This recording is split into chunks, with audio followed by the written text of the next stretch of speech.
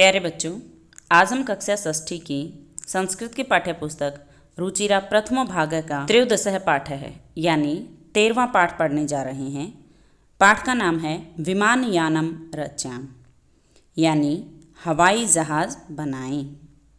इस पाठ में कुछ बच्चे मिलकर हवाई जहाज़ बनाकर कुछ ऐसी कल्पनाएं करते हैं कि वो हवाई जहाज़ से आसमान की सैर करेंगे और ऊंचे ऊंचे वृक्षों को पार करके आसमान में जाएंगे। वहाँ से फिर वो बर्फ़ की सीढ़ियाँ बना करके चंद्रलोक में प्रवेश कर जाएंगे। सभी ग्रहों को गिनेंगे, सुंदर सुंदर तारों को चुन करके लाएंगे, उनसे मोतियों का हार बनाएंगे। और फिर जब उनको ख्याल आता है कि बेचारे किसान बहुत दुखी हैं बारिश ना होने के कारण, तो वो सोचते हैं कि जब हम आसमान की सैर करने निकलेंगे तब हम कुछ बादलों की पंक्तियाँ अपने साथ लेकर के आएंगे, जिससे बारिश होगी और हम किसानों के घरों में खुशियाँ पैदा करेंगे। तो इस तरह की कल्पनाओं के साथ इस पाठ की रचना की गई है। चलिए पाठ पढ़ना शुरू करते हैं। पहला श्लोक दिया है, राघव माधव सीते ललिते विमान यानम रच्याम नीले गगने विपुले विमले वायु विहारम करवाम। राघव माधव, राघव यानी हे राघव, माधव हे माधव, सीते यानी हे सीता, ललिते यानी हे ललिता। विमान यानम रच्याम, विमान यानम यानी हवाई जहाज़, रच्याम हम बनाएं। तो ये अलग अलग बच्चों के नाम दिए हैं। इन सभी को बुलाया जा रहा है, संबोधित किया जा रहा है, पुकारा जा रहा है। हे राघव, हे माधव, हे सीता, हे ललिता, आओ हम सब हवाई जहाज़ बनाएं। नीले गगने विपुले विमले, नीले यानी नीले, गगने का अर्थ आकाश में, विपुले का अर्थ विस्तृत यानी फैले हुए, विमले का अर्थ निर्मल यानी साफ सुथरे स्वच्छ। वायु विहारम करवाम, वायु विहारम का अर्थ वायु यात्रा, करवाम का अर्थ हम करें। कहता है कि हम हवाई जहाज़ बनाएं और फिर कहता है कि इस नीले विस्तृत और स्वच्छ आकाश में, साफ सुथरे आकाश में वायु यात्रा करें, यानी आसमान की सैर करें। अगला श्लोक है, उन्नत वृक्षम तुंगम भवनम क्रांत्वाकाशम खलु याम कृत्वा हिमवंतम सोपानम चंदिरलोकम परवेशाम। उन्नत वृक्षम यानी ऊंचे ऊंचे वृक्षों को, तुंगम भवनम यानी ऊंचे भवनों को, क्रांत्वाकाशम इसका विच्छेद करेंगे, क्रांत्वा प्लस आकाशम। क्रांत्वा का अर्थ है पार करके, आकाशम यानी आकाश में, आसमान में, खलु का अर्थ है निश्चित रूप से, याम का अर्थ है हम चलें, यानी निश्चित रूप से ऊंचे वृक्षों को और ऊंचे भवनों को पार करके हम आसमान में चलें। कृत्वा हिमवंतम सोपानम, कृत्वा का अर्थ करके अर्थात बना करके, क्या बना करके, हिमवंतम सोपानम, हिमवंतम का अर्थ बर्फ की, सोपानम का अर्थ सीढ़ी, यानी बर्फ की सीढ़ी बनाकर चंदिरलोकम परवेशाम, चंदिरलोकम का अर्थ है चंद्रलोक में, परवेशाम का अर्थ है हम प्रवेश करें। निश्चित रूप से ऊंचे वृक्षों, ऊंचे भवनों को पार करके हम आसमान में चलें और बर्फ की सीढ़ी बनाकर चंद्रलोक में प्रवेश करें। अगला श्लोक है, शुक्रश्चंद्र है सूर्यो गुरुरीति गृहान ही सर्वान गण्याम विविधा सुंदर ताराश्चित्वा मुक्तिखारम रच्याम। शुक्रश्चंद्र है, इसका विच्छेद करेंगे, शुक्र है चंद्र है, शुक्र है यानी शुक्र, चंद्र यानी चंद्र, सूर्यो यानी सूर्य, गुरु रीति, गुरु प्लस इति इस तरीके से विच्छेद करेंगे, गुरु यानी बृहस्पति, इति का अर्थ इत्यादि, गृहान ही का अर्थ निश्चित रूप से, गृहान का अर्थ है गृहों की, सर्वान यानी सभी, गण्याम यानी गणना करें, गिने, यानी शुक्र, चंद्र, सूर्य, गुरु अर्थात बृहस्पति आदि सभी ग्रहों को गिने। विविधा सुंदर ताराश्चित्वा मुक्तिखारम रच्याम, विविधा का अर्थ है अनेक प्रकार के, सुंदर ताराश्चित्वा, सुंदर तारा प्लस चित्वा इस तरीके से विच्छेद करना है। सुंदर तारा का अर्थ है सुंदर तारों को, चित्वा का अर्थ है चुनकर, मुक्तिखारम यानी मोतियों का हार, रच्याम हम बनाएं, यानी अनेक प्रकार के सुंदर तारों को चुनकर मोतियों का हार बनाएं। अगला श्लोक दिया है, अम्बुद मालाम अंबरभूषाम आदायैव ही पर्तियाम दुखित पीड़ित कृषिक जनानाम गृहेषु हर्षम जन्याम। अम्बुद मालाम यानी बादलों की माला को, अंबरभूषाम आकाश की शोभा को, आदायैव इसका विच्छेद करेंगे, आदाय प्लस एव, आदाय का अर्थ लेकर, एव का अर्थ ही का अर्थ है यहाँ पर निश्चित रूप से, पर्तियाम का अर्थ है हम लौटें, निश्चित रूप से हम बादलों की माला को और आकाश की शोभा को लेकर ही लौटें। दुखित पीड़ित कृषिक जनानाम, दुखित यानी दुखी, पीड़ित यानी पीड़ित, कृषिक जनानाम यानी किसानों के, गृहेशु यानी घरों में, हर्षम का अर्थ है खुशियाँ, जन्याम का अर्थ है हम उत्पन्न करें, यानी दुखी और पीड़ित किसानों के घरों में हम खुशियाँ उत्पन्न करें। तो बच्चे ऐसे कल्पनाएं करते हैं कि जब वो हवाई जहाज से आसमान की सैर करने के लिए निकलेंगे तो वो दुखी किसानों के घरों में खुशियाँ उत्पन्न करने के लिए बादलों की माला को अपने साथ लेकर के आएंगे, जिससे बारिश होगी और किसान खुश हो जाएंगे। और इसी के साथ पाठ का हिंदी अनुवाद पूर्ण होता है। चलिए अभ्यास की ओर बढ़ते हैं। प्रश्न नंबर 1 दिया है, पाठे दत्तम गीतम सस्वरम गायत। पाठ में दिए गए गीत का सस्वर गायन करें। जैसे पहला श्लोक है, इसको इस तरीके से हम गायन करेंगे। राघव माधव सीते ललिते विमानयानम रच्याम, नीले गगने विपुले विमले वायुविहारम करवाम, उन्नत वृक्षम तुंगम भवनम क्रांत्वाकाशम खलुयाम, कृत्वा हिमवन्तं सोपानम चंदिरलोकम परवीशाम। तो इस तरह से आप इस पूरे गीत का सस्वर वाचन कर लेंगे। अब प्रश्न नंबर 2 की ओर बढ़ते हैं। प्रश्न नंबर 2 में कहता है, कोष्ठका अंतर्गतेषु शब्देषु तृतीया विभक्तिम योजित्वा रिक्त स्थानानि पूरयेत्। कोष्ठक के अंतर्गत दिए गए शब्दों में तृतीया विभक्ति जोड़कर रिक्त स्थानों को पूरा करें। जैसे यथा करके लिखा है, नभः चंद्रेण शोभते। कोष्ठक में शब्द है चंद्र, चंद्र शब्द में तृतीय विभक्ति जोड़ने से शब्द बना है चंद्रेण।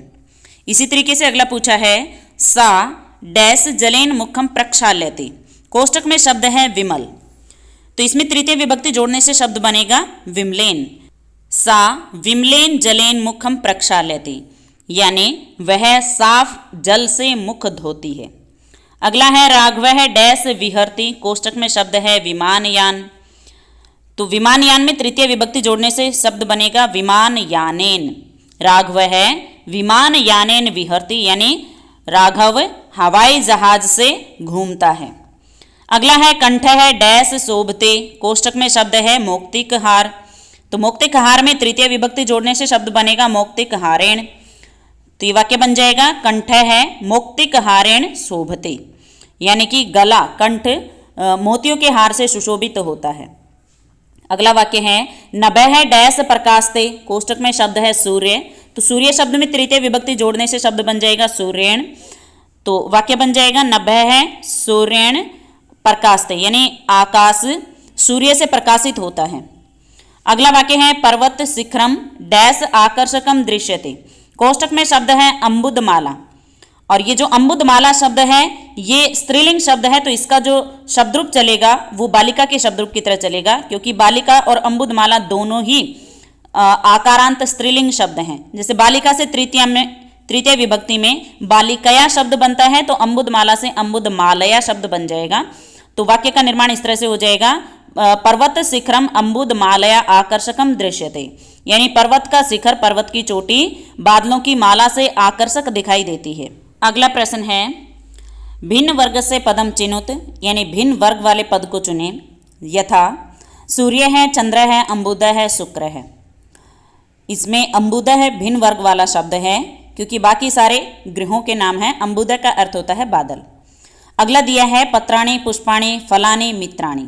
इनमें मित्राणि शब्द अलग है, बाकी वृक्ष से संबंधित शब्द हैं। पत्राणि ये भी वृक्ष पर होते हैं, पुष्प यानी फूल, फलानि यानी फल, ये सभी वृक्ष के ही भाग हैं, जबकि मित्राणि बिल्कुल अलग है। तो इनमें भिन्न वर्ग वाला शब्द है मित्राणि। अगला है, जलचर है, खेचर है, भूचर है, निशाचर है। तो इनमें भिन्न प्रकृति वाला शब्द है निशाचर है। निशाचर का अर्थ होता है रात में चलने वाला। जलचर का अर्थ होता है जलीय जीव, यानी जल में रहने वाले जीव। खेचर का अर्थ होता है आकाश में विचरण करने वाले जीव। भूचर का अर्थ होता है पृथ्वी पर विचरण करने वाले जीव, यानी पृथ्वी पर रहने वाले जीव। निशाचर का अर्थ होता है रात में चलने वाले जीव। तो ये बिल्कुल अलग है। अगला है, गावः है, सिंहाः, कछपाः, गजाः। इनमें भिन्न प्रकृति वाला शब्द है कछपाः।